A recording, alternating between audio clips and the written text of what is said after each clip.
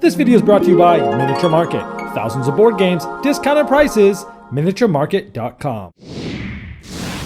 Hello my friends, it's the Game Boy Geek here. I hope you're hungry today because I scream, you scream, we all scream for ice cream.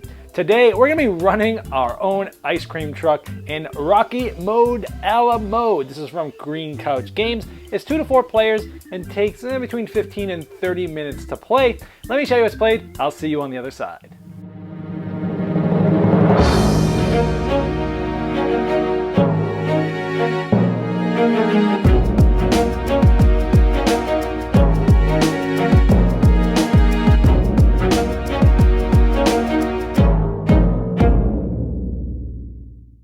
Rocky Mode a la Mode is a 2 to 4 player game where you'll be running your own ice cream truck. And over the course of the game, you'll be gathering different items to then fulfill customers. So, on your turn, you can do one of 3 things. You can restock, which is draw a certain amount of these face-up cards that you want. You say how many you're going to do, anywhere between 1 and 5 of them before you draw them. So if I said, I'm going to take 3 cards, I would have to mention that first, and then say, let's see, I'll take this one, it'll replace. Let's say I take this one, it'll replace. And let's say I don't want any of these, I can take this one for my third one. Now those cards would have been added to my hand, and I start the game with 3 of those cards anyways. But let's say I had gotten 3 of those cards, I would move 3 spaces forward. Now whoever's furthest back will get to go in turn order next. This is a turn order you see maybe in Patchwork or Thebes. And now the one on top, whoever's in last, will go. Let's say this player does something that takes 2 actions. Then it's the green player's turn. Let's say they take something that takes 2 actions. They would go here, but because they're on top, they'd still get to have another move. Let's say they do something that takes 1, then it would be the pink's player. Let's say they jump 2, then it would be the green player, and so on and so forth. That's how turn order works, so it doesn't just go in order, it goes whoever's last, so the better turns you take, the longer it will take to be your turn again. Now, another possible thing you can do on your turn is attract customers. You see this speaker here, this tells you how many spaces or time it will take, how long you're playing the music for, to attract the customers, and you'll put this down here. If you already have a card down here, you can replace it with one. This goes back in your hand, but you still have to spend the time there. So now I have 2 customers. So if it's still my turn, or if it's not on my next turn, if I'd like to, another thing I could do is fulfill this. So let's say I have a card. I'd say, okay, I would discard this multi-use card, because again, one of them is time, one of them is what the people need, one of them is actually what you're spending. There's actually another use I'll get to in just a moment, but I could spend this card because on the top left it has an ice cream. I put it in the discard pile, and because I fulfilled this, this would go up, and anytime you fulfill somebody, it costs 1 time, or you move up 1 on the track there with the cards. And so let's say on another turn, I have 2 of these that I can turn in, these pops here. I would turn those in, and because I completed this, this would now come to the back of my truck. And so what this has given me is a point, and it's given me 1 of these. So later on, if I have spent 2 time to place this into my truck, I see here that this guy needs this. Well, I already have it, so I can spend 1 time to not even get rid of anything and move it up. And then, if I have this, I can spend another time to put this into the discard pile, and I already have that, so then this is done. So it's a little bit of an engine building there. Now this one didn't get me any points, but it did give me a second ice cream to try to get. Now there's also these extra bonuses here. So let's say I just finished this card and I put it here. I have 3 of these pops, so I could take this, which is worth 4 points. The next player that gets there will only get 2 points, and after that, they're gone. So you have 3 of them that are 3 of a kind and 1 of each, and those are ways to add up points.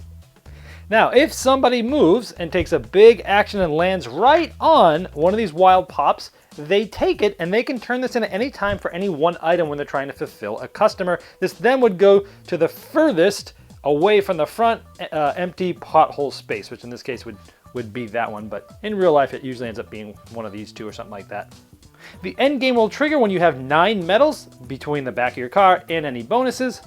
At that point, you would be done for the game, and you would have to wait, and the other players would take turns until they actually pass you. Then whoever has the most medals is the winner. Now there are 2 variants you can play in the game.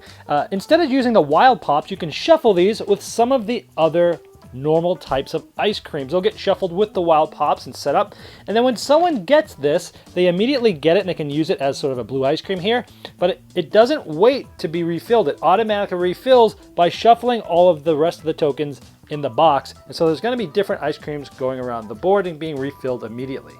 There's also an Ice Cream Everywhere variant where you shuffle them up and you put them on every spot starting the game in front. And then when someone lands on one, they get to take this and they can use this for the ice cream.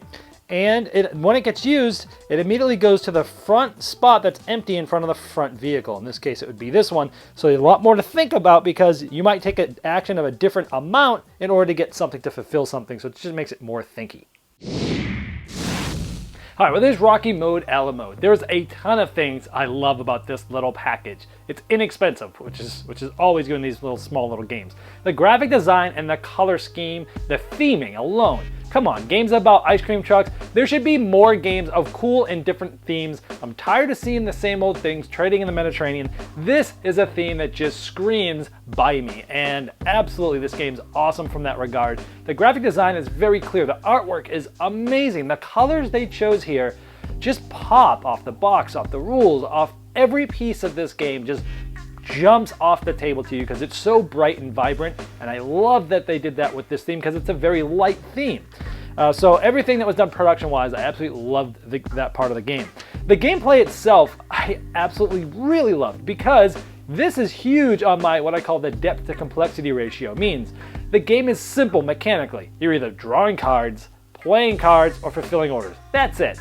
But with that, man, there is a lot of thinkiness here. Now don't get me wrong, this is not a heavy game, it's very light. But with the light choices that you have to make or the light mechanisms in the game, gosh, there's definitely a lot of depth here as to you're looking at the cards. Do I want to spend this one for one time to put it down there? Oh, that will put me on top of them, I'll get one more move. But if I do 3, then I can go get the wild pop, and the next turn I can turn that in with this. And there's just all these things, and as you're drawing more cards, you have more options. The multi-use cards are awesome in this game.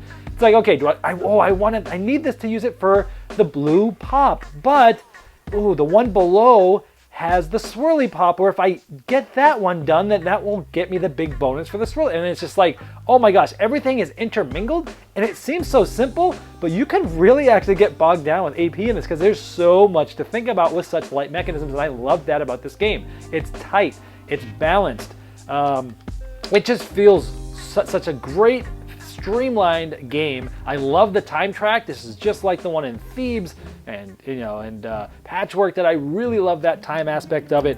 It's awesome. This game is fantastic if you're looking for that filler game. It says 30 minutes on the box. I'd say that's about right for a 4-player game. My last 2-player game only lasted about half that, 15 minutes. I mean, it's quick. It actually, the 2-player game, it actually feels like it's over quicker than it should be. I wouldn't even be against the fact of doing, instead of 9 medals, maybe 11 or 12 for a 2-player game. I like that they give you the different variants that make it even more thinky, which isn't probably necessary, but if you ever play it so much that you want to get a twist, they're there, and I like that. My only 2 complaints is, again, the 2-player game feels a little short, but you could easily remedy that by playing a little bit longer. And it can have a little AP with, gosh, the amount of thought that goes in here. But overall, gosh, what a great package. I love this one, so I am keeping it in my gaming library. So let's induct it properly with a saxophone serenade.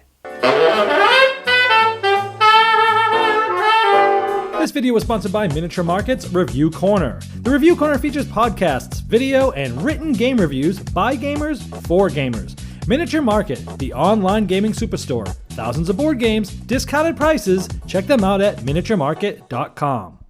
I'd like to thank each and every one of you for backing me on Kickstarter and making this season become a reality. I'd like to especially thank those here that have backed me at the credit level. Now, these video reviews are also available by audio on our podcast. It's the intros and the final thoughts on GameBoyGeek.com. Click podcast.